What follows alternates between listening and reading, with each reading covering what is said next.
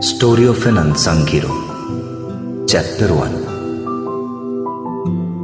মোৰ টোপনি ভাঙি সপোনবোৰ যেন পলাই যাব নোৱাৰে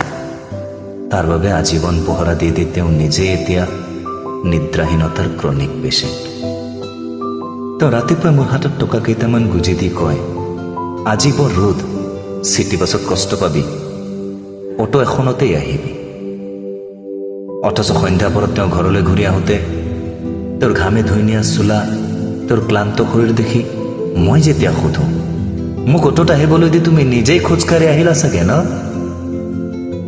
তেওঁ মিচিকে হাঁহি উত্তৰ দিয়ে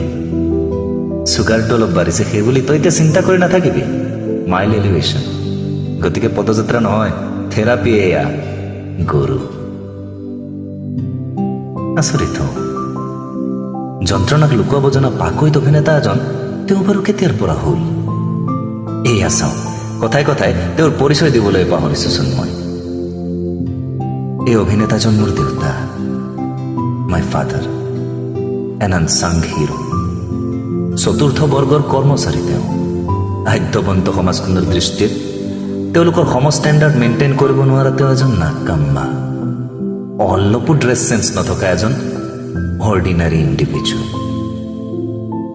ইংৰাজীৰ এলফাবেটেৰে শব্দ ঘৰাত অপাৰক দেউতা কিন্তু মোৰ জীৱনৰ নিপুণ কাৰিকৰ অংকত কেঁচা যদিও দেউতাৰ নখ দৰ্পণত মই গৰকা প্ৰতিটো বসন্তৰ প্ৰতিটো মাহ প্ৰতিটো দিনৰ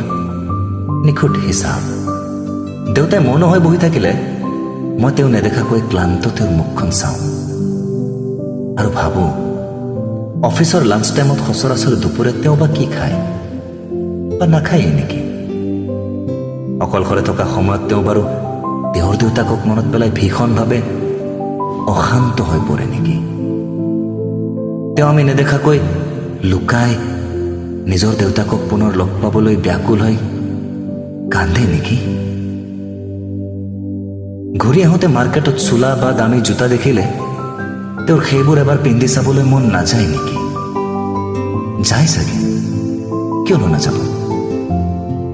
কিন্তু কম্প্ৰমাইজৰ জটিল ৰোগত তেওঁ আক্ৰান্ত তেওঁ ৰন্ধ্ৰে ৰন্ধ্ৰে এতিয়া শিপাই গৈছে কম্প্ৰমাইজৰ বীজাণুৰ মিউটেণ্ট ভেৰিয়েণ্ট মোৰ কেইবাটাও চোলা আছে বাবেই চাগে নেকি তেওঁৰ কলিগবোৰক জ্বলাব পৰাকৈ দামী কোনো চোলাই নাই শেষবাৰ তেওঁ কেতিয়া নতুন চোলা লৈছিল সেয়াও দেখোন মোৰ সঠিক মনত নপৰে মোৰ কিন্তু এটা আক্ষেপ দেউতাৰ প্ৰতি তেওঁ নিজৰ বাবে কোনো স্বপ্ন নেদেখে তেওঁৰ লগৰবোৰে সপোনৰ কথা যেতিয়াই সোধে কিয় জানো তেওঁ মোৰ স্বপ্নবোৰেৰে এই কাম চলায় অৱশ্যে দেউতা অলপ প্ৰেক্টিকেলো সৰুতে মই আৰু ভাইটিয়ে অসম্ভৱ ফেঞ্চি চাহিদাবোৰৰ লিষ্টখন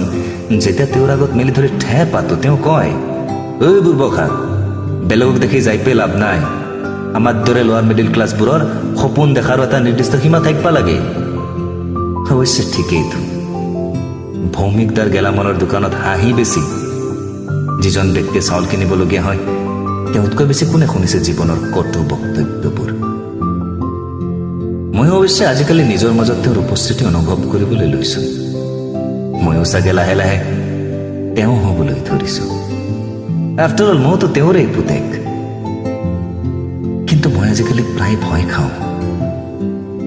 এই মানুহজনে যদি কেতিয়াবা আমাক এৰি থৈ গুচি যায় মই জানো এদিন ভগৱানে প্ৰবঞ্চনা কৰি তোক মাতিব আৰু তেওঁ কোনো কমপ্লেইণ্ট নকৰাকৈ গুচিও যাব ভগৱানকো সকীয়াই থলো তেনে যদি কিবা কৰাৰ কথা তেওঁ সপোনতো ভাবে কথা বেয়া হৈ যাব